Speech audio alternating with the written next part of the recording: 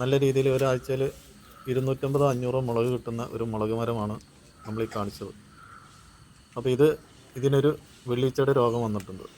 അപ്പോൾ അതിനുള്ള പരിഹാരത്തിന് വേണ്ടിയിട്ടാണ് നമ്മളിപ്പോൾ ചെയ്യുന്നത്. എന്താണ് അതിൻ്റെ പരിഹാരം എന്നുള്ളത് നമുക്ക് വീഡിയോയിൽ കാണാം. ഇതേപോലുള്ള രോഗബാധിത വന്നിട്ടുണ്ട്. അപ്പോൾ അതിന് നമ്മൾ എന്താ ചെയ്യേണ്ടതെന്ന് നമ്മളൊന്ന് ന്യൂ ഇയർ ആയിട്ട് നിങ്ങൾക്കൊരു കാര്യം കാണിച്ചു തരാം. അപ്പോൾ ഈ മുളകിൻ്റെ മരം തന്നെ നമുക്ക് വീണ്ടും കൂടുതലായിട്ട് വിളവെടുക്കണം. അപ്പോൾ അതിനുള്ള വഴിയാണ് നമ്മൾ ചെയ്യുന്നത്. ഇതിൽ മുളക് മുഴുവൻ അങ്ങോട്ട് പറിച്ചെടുക്കുക. എല്ലാ മുളകും അങ്ങോട്ട് പറിച്ചെടുക്കുക. അതുകൊണ്ടില്ല പറിക്കുമ്പോൾ ഇന്നിങ്ങനെ പാറ്റകളിങ്ങനെ പാറിക്കൊണ്ടിരിക്കുന്നുണ്ട്. അപ്പോൾ ഇതിന് ഈ മരുന്ന് ചെയ്തിട്ടില്ല എന്നുണ്ടെങ്കിൽ പിന്നെ നമ്മൾ അടുത്ത മുളകൊക്കെ ഉണ്ടാക്കുമ്പോൾ അതിനൊക്കെ ബാധിക്കും. അപ്പോൾ അതിന് ചെയ്യാൻ പോകുന്ന കാര്യമാണ് നമ്മളിവിടെ കാണിക്കുന്നത്.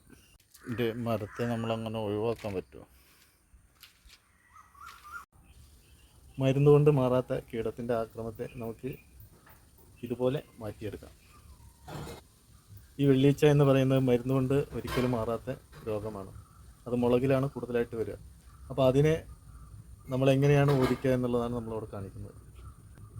ഇതുപോലെ പന്തം പോലെ ഒരു തുണി ചുറ്റിയതിന് ശേഷം നമ്മൾ മണ്ണെണ്ണ ഉണ്ടെങ്കിൽ അതായിരിക്കും എളുപ്പം. പക്ഷേ മണ്ണെണ്ണ ഒന്നും ഇപ്പോൾ കിട്ടാനില്ല. അപ്പോൾ അതുകൊണ്ട് നമ്മൾ ഈ ശീല മാത്രം കത്തിച്ചിട്ടാണ് ഇപ്പോൾ ചെയ്യുന്നത്.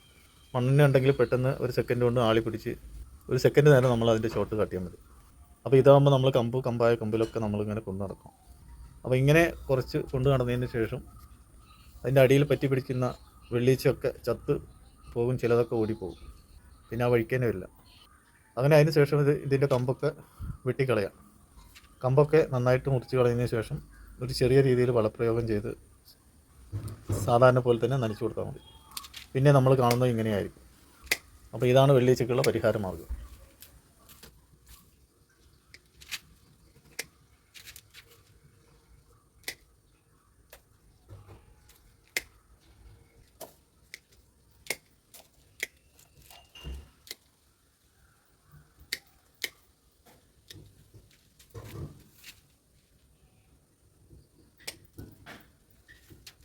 അപ്പോൾ ഇതാണിപ്പോൾ നമ്മൾ വെട്ടി ഒഴിവാക്കിയത്. ഇനി ഇതിൽ കുറച്ച് ചാണകപ്പൊടിയും വെള്ളമൊക്കെ ഒഴിച്ച് കഴിഞ്ഞാൽ നല്ല രീതിയിൽ വരും. അപ്പോൾ അതേപോലെ നമ്മൾ 2 ആഴ്ച മുന്നേ വെട്ടിയതാണ്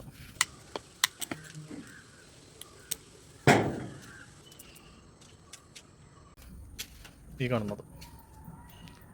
നല്ല രീതിയിൽ വളർന്നു വന്നിട്ടുണ്ട്. അതിൻ്റെ കീടങ്ങളൊക്കെ പോയി, ഒരു കുഴപ്പങ്ങളുമില്ല.